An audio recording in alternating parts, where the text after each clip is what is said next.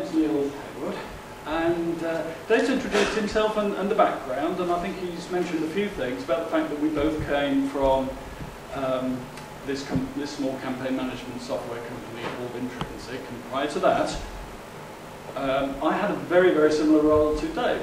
I worked in a financial services organisation. And it is interesting because Dave has described how his financial services organisation doesn't exist anymore. It's been quite dramatic for where I've come from over the last few years. I used to work at a building society in the UK called Birmingham Midshires. Now that got taken over about 7 years ago by a bank called the Halifax, which then got taken. This is for people from a financial services orientation, I suspect, because you might not have heard of some of these. But Halifax, as a bank, then got merged with Bank of Scotland to form Halifax Bank of Scotland, or HBOS, which itself got into an awful lot of trouble and about 6 months ago basically exploded. And it got taken over by Lloyds, TSB, to form Lloyds Banking Group, which itself got into a little bit of trouble recently and is now mainly owned by the UK government. So it's kind of moved on a little bit. I'm going to talk about the role of analytics in marketing and the role of analytics in decision making. And in many respects, there are two ways of making decisions in marketing. One way is the easy way. It is using gut feel, or I would think of it as guessing. Oh, well, I think I know. I can understand my customers. I know what to offer to them at what price. The other way, which is a little harder, but is a damn sight more accurate, is to use hard and fast facts and data. So I'll give you we'll have a little bit of fun to start with, and I want to give you a question. Do you have a thing called Who Wants to Be a Millionaire? Yeah, okay, right. So this is in the format of Who Wants to Be a Millionaire. You've got a piece of paper. Just imagine a piece of paper. Apparently, a typical piece of paper is 0.193 millimeters thick. Assume you can fold it 40 times. I know that might be a bit difficult after time, a bit like ripping up a telephone directory. But please use your gut feel to answer this question. How thick do you think that piece of paper will be when folded 40 times? Will it be 7.72 meters? Will it be 28.4 kilometers, 560, or halfway to the moon? So I just want a little show of hands. Who's for 7.72 meters?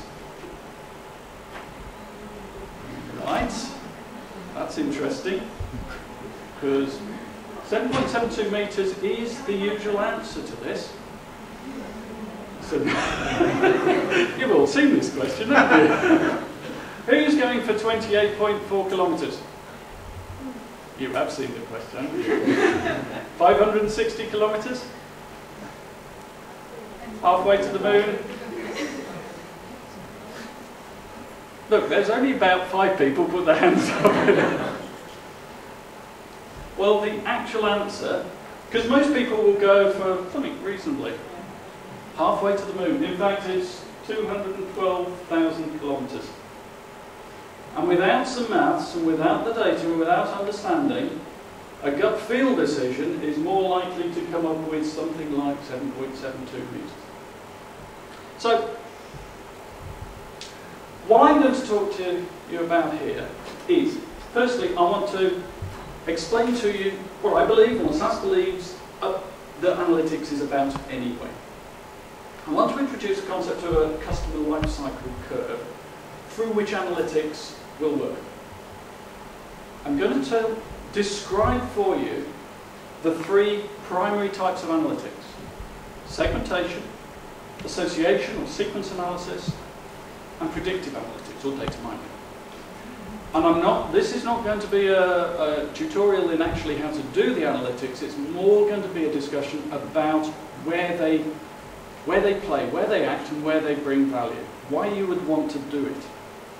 And then to summarise that and show how they would impact the customer life cycle curve. So first of all, the types of analytics, and I would differentiate those types of analytics into two types. One type which is an historical view of what happened right at the very beginning. Standard monthly reports, what happened and when did it happen, with the ability to cut those reports at any point in time, starting to evolve. Through new technologies, the ability to query them, overlap, drill down, drill through, all of that stuff, to start to explore where actually did that problem start from in the first instance, and how do I find the answers to it. All historical though. And finally, in the alert section, once you know that something has historically happened, to trap it and alert people so that they can do something about it. Although it has already happened, so there's kind of a limit to what you can do about it. That's the historical view. That's what a lot of organisations, when they describe the fact that they do analytics, that's what they're talking about. We have a slightly different view on this, which is a forward-looking view. But we'll start with statistical analytics.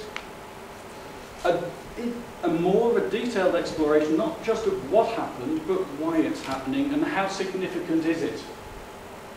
Moving on to forecasting, which is then saying, well, what is it? What is the trend? Historically, what is the trend? And if I take that trend forward and extrapolate it, what do we expect to happen?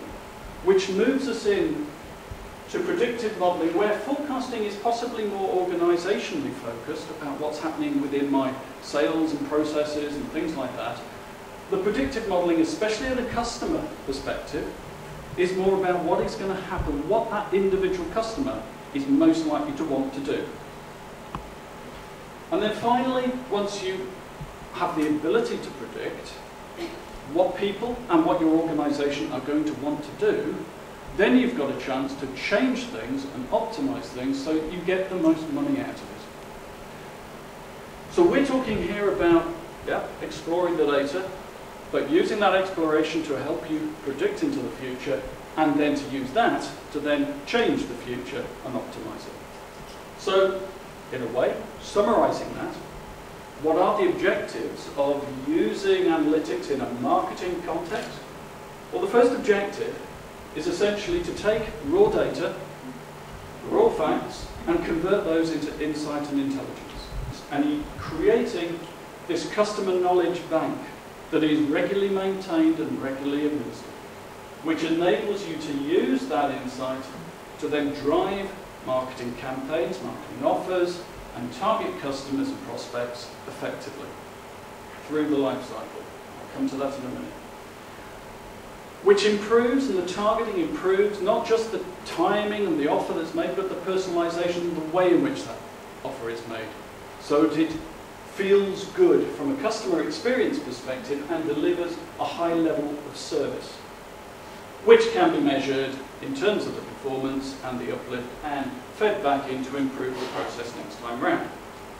But in real summary, the objective of using analytics in marketing is basically about turning customer data into money. And I guess that's what we're all here today.